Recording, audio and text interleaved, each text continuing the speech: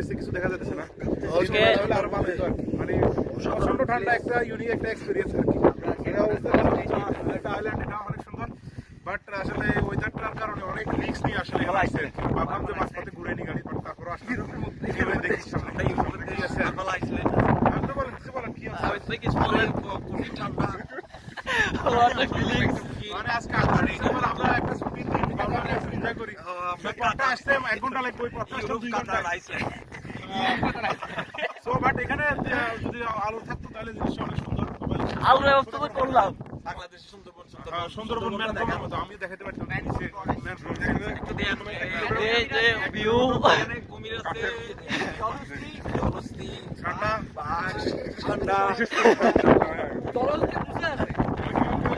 ওকে ডান।